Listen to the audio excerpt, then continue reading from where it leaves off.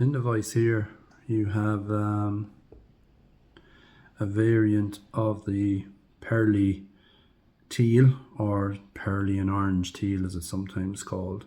It's a really good pattern. This is a size 10. It's good all around fly, works in the middle dropper as well. And so it's a great pattern when fish are on fry. You can tie it in 10s and 8s. 8s can be good later in the season if the fry are getting a bit bigger, like so. It's also a really good sea trout, nighttime fly as well. This one's a little bit different to the original one I was showing years ago.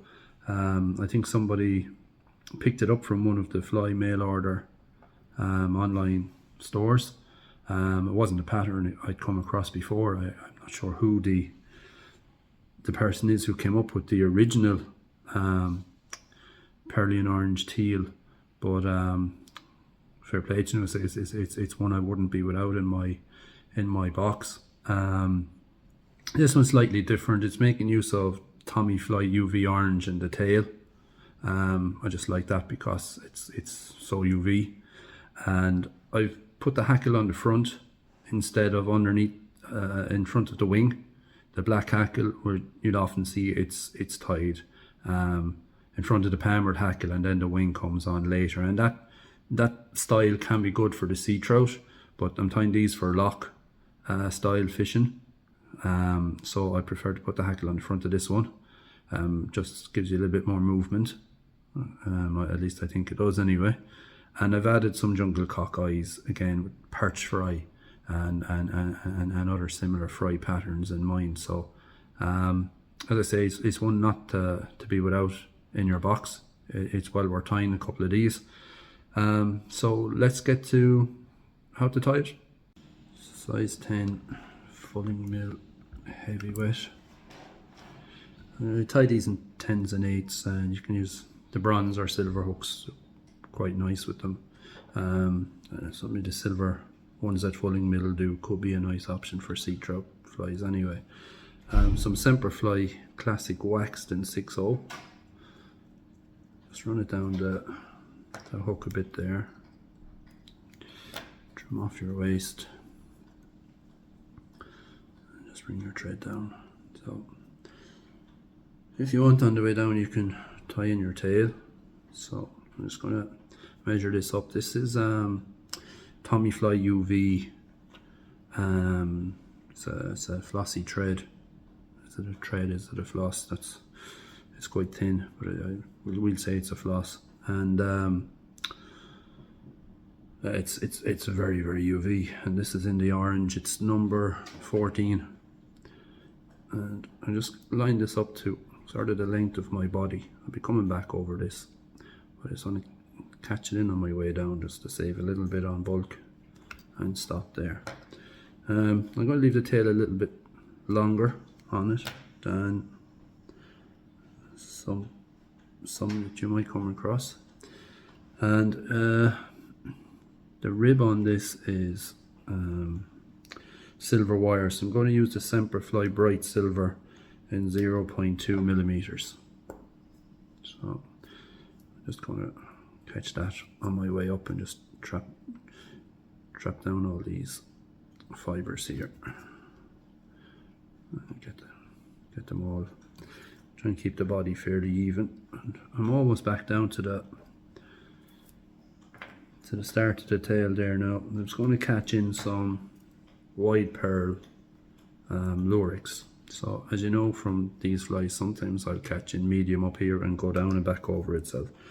I'm going to put a little nick in this, just a little taper, just to help catching it in.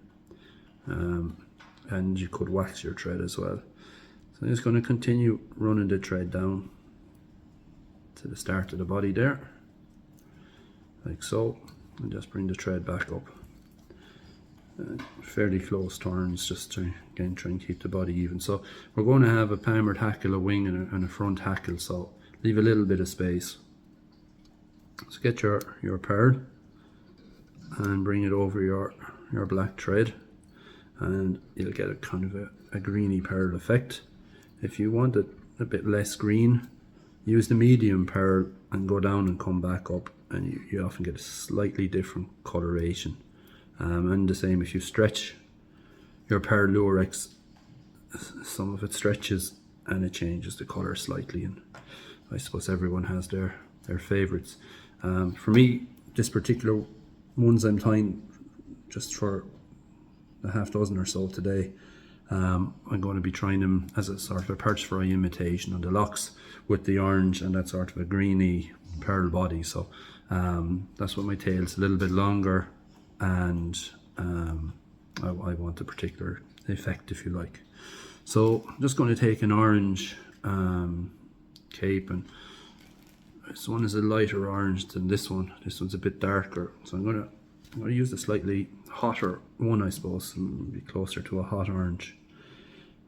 And it's just a cheap enough cock hackle, and it's got nice long fibres for a lock style fly, which I like on them. So I'm going to catch that in by the stem here for palmering, a couple of turns and a couple of turns in front. I'll just grab that there and trim it off. Okay. So I should be able to, it should be long enough to bring it down without needing my hackle pliers. So it's quite soft and webby, so and I try and open the spaces a tiny bit as I go. I just like that sort of an effect. That's about what I want. Just get my wire and just bring it forward and just trap in that hackle tip. Bring your wire up through. You could probably use a hot orange wire as well, but I think there's enough orange on it now. So pitch in that wire, put my fibres back. I'm just going to run it up close to the eye this time with the thread and back down, and then twist it off. Any fibres that went forward, just moisten them, draw them back, turn or two a thread, and they go back in position. There you go. Now I'm going to get a teal feather, so I've a bunch of them in a ziploc here. Probably a bit shiny on your camera.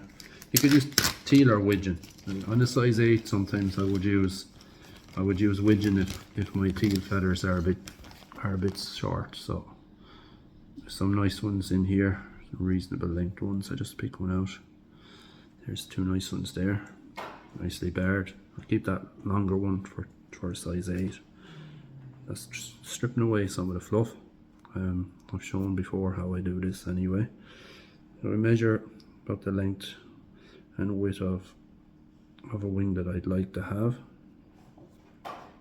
And I'm going to come in and just going to pinch that and basically fold it over. And just give it a little moisten there, and there's my wing. Okay.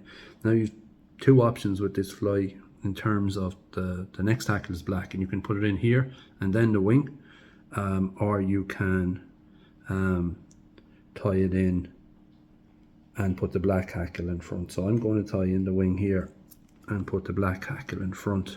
Again, I possibly would like to tie it the other way if I was tying it as a nighttime sea trout fly. For the front hackle, I'm going to use a natural black hen, and I just want to get one that's a good length because I'm tying it in front of that orange hackle, which was also fairly long. So just strip away some of this, and let's have a look here. I think I might catch this one in by the tip, so just trim away at the tip, and it won't do any harm. I'll just add a little bit of wax to my thread here.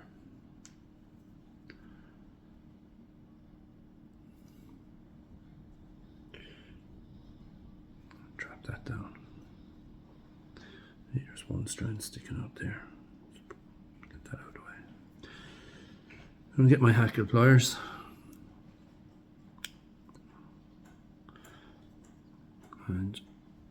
it's up to you at what stage you want to fold the hackle.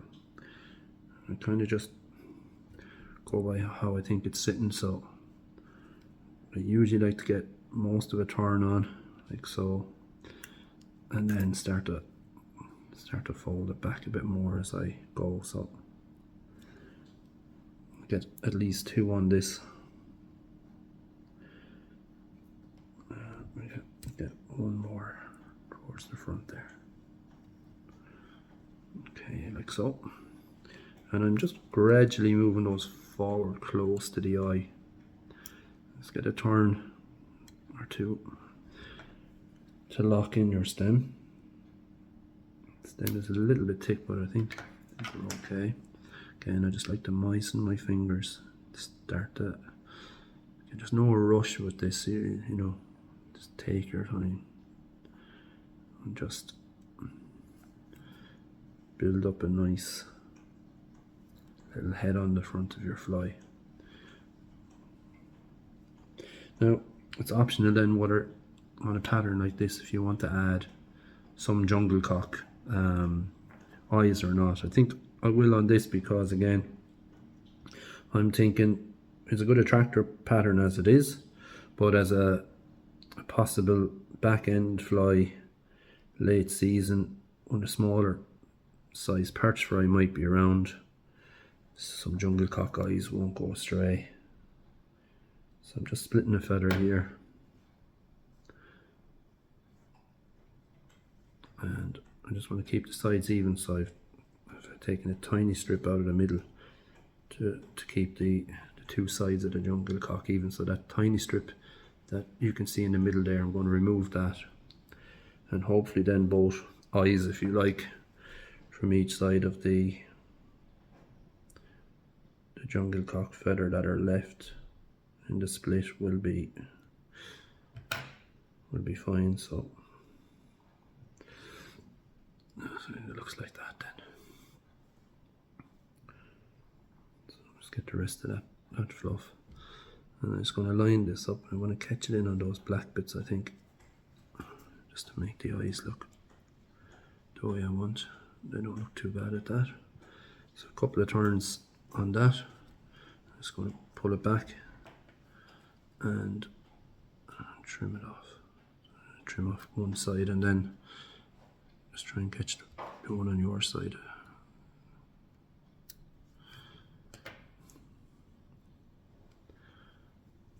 It's just time to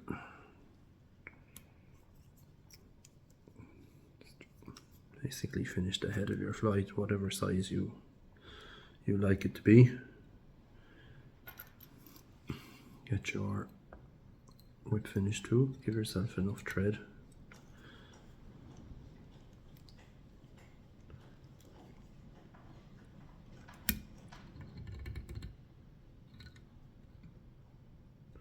Like so. Well, that's a nice little wet fly there. And I'm going to add a drop of lacquer. We'll get a few more coats of lacquer, so it will. Just give you an idea what it'll look like when the head is varnished a few times.